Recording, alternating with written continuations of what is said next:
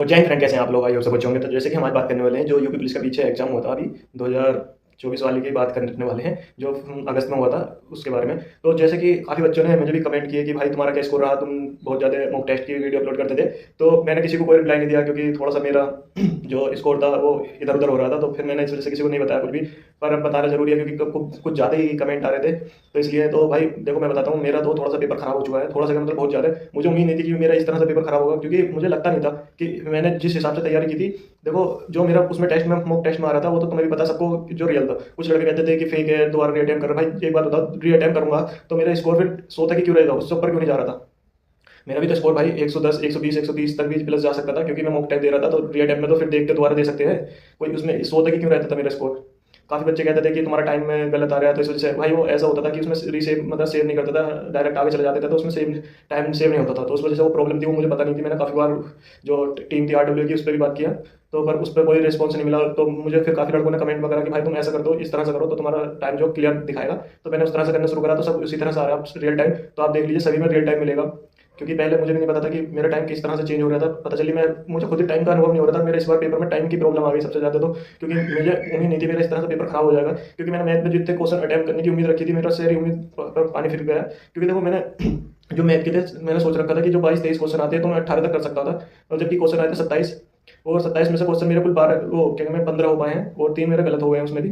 तो मुझे उम्मीद नहीं थी कि इतने कम मेरा होगा, क्योंकि मेरा जो स्कोर मैथ में अच्छा हो जाता तो कोई दिक्कत नहीं थी। मेरा स्कोर समथिंग 110-12 तक पहुंच जाता, जो थोड़ा और अच्छा हो जाता।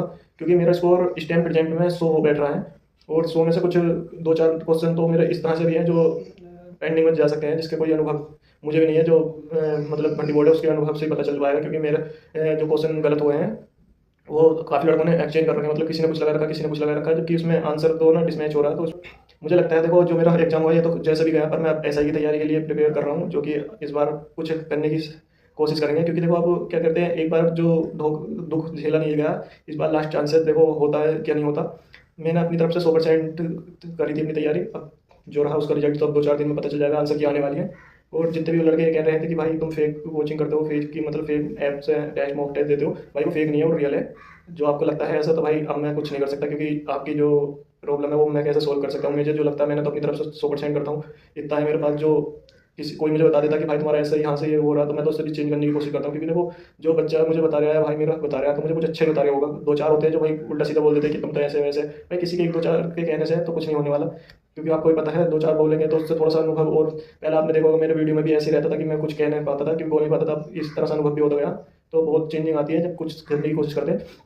अब देखो, मैं कुछ स्ट्रेटजी उसकी UPSI की बताने वाला हूँ, जो कि आपको 2-4 दिन में बता दूंगा, मैं अपलोड कर दूंगा। तो ये था मेरा स्कोर बैठ रहा है यूपी पुलिस में 100 बैठ रहा है, और कट उठ के थोड़ा सा कम हो जाएगा, क्योंकि क्वेश्चन मैंने अच्छा खासा अटेम्प्ट करे थे।